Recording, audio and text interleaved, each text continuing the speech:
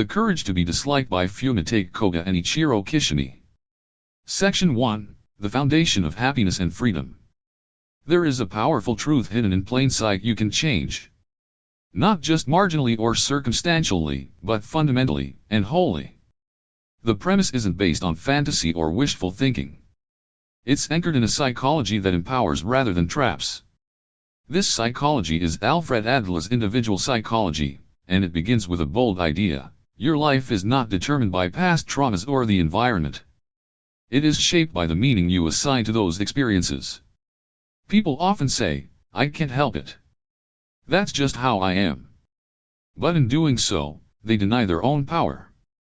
Adlerian psychology rejects determinism. It states, clearly and confidently, that no matter your past, no matter your wounds, you can choose your present and your future. The past is not something to be healed from, it is something to be interpreted anew. The courage to be happy begins with the courage to change. And the courage to change requires the courage to accept responsibility for your life. Not in a punitive way, but in a liberating one. Section 2. The Lie of Trauma and the Power of Purpose. In conventional psychology, trauma is often given the role of villain, the immovable wall that determines your present limitations. But Adler saw trauma differently. He argued that it is not the experience itself that limits us, but the interpretation we give to it. Consider a person who refuses to go out and socialize. They may claim it's because they were bullied as a child. But Adlerian thought reframes this: the person has chosen to be reclusive as a way of avoiding the perceived pain of interaction. The bullying may have happened, but the current behavior serves a goal: to avoid discomfort, to avoid being disliked, to remain safe. In this view, behavior is always purposeful. Even unhappiness can serve a purpose. We may unconsciously choose misery because it allows us to escape responsibility or effort. The question then becomes not, what happened to you, but what purpose does your behavior serve now? This insight flips the traditional narrative. You are not a puppet of your past. You are the author of your present. Section 3. Interpersonal Relationships and the Birth of Inferiority. From birth, we are inherently aware of our inadequacies. We are small, dependent, and in need of others. This sense of inferiority is not a flaw, it's a motivator. It drives us to grow, learn, and contribute. But when inferiority becomes excessive, when we compare ourselves constantly and feel incapable, it turns into an inferiority complex.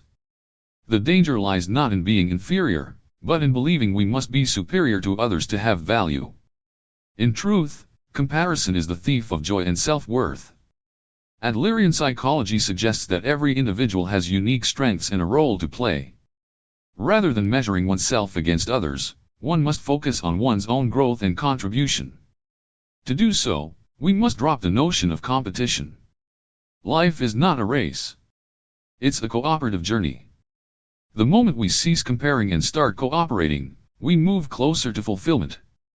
Section 4. Separation of tasks and the freedom from approval. Much of human anxiety stems from relationships.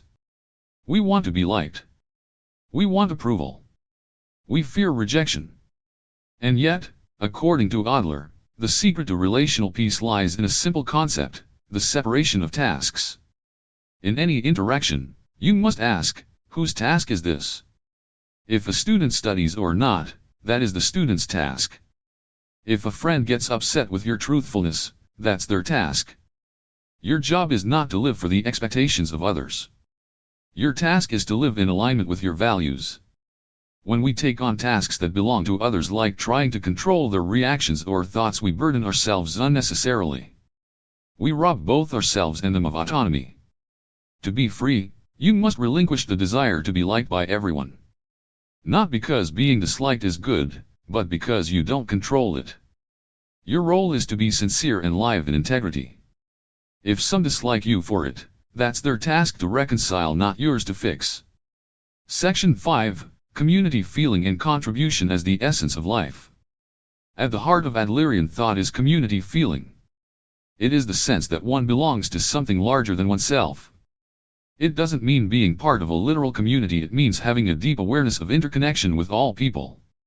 From this space emerges the most important human desire, the desire to contribute. We are most fulfilled not when we receive, but when we give. Not when we dominate, but when we serve. The healthiest lives are those lived in contribution to others. Contribution doesn't require grand gestures. A smile, a kind word, doing your best at work, all are meaningful contributions. When we shift our focus from what can I gain, to how can I serve, anxiety and insecurity begin to dissolve.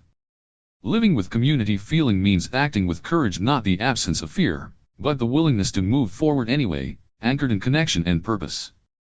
Section 6, Self-Acceptance, Confidence, and the Courage to be Ordinary. The modern world worships excellence. We're told to be special, extraordinary, unique. But in chasing this illusion, we often feel inadequate. Adlerian psychology teaches us the opposite: have the courage to be ordinary. Not average in effort, but in ego. Life is not a performance for others. It's a journey of growth for oneself. Self-worth is not something to be earned by achievements, it's something to be accepted as inherent. True self-acceptance includes 3 elements. 1. Accepting yourself just as you are. 2. Trusting in your ability to grow. 3. Recognizing your irreplaceable role in the world. Confidence does not mean believing you're better than others.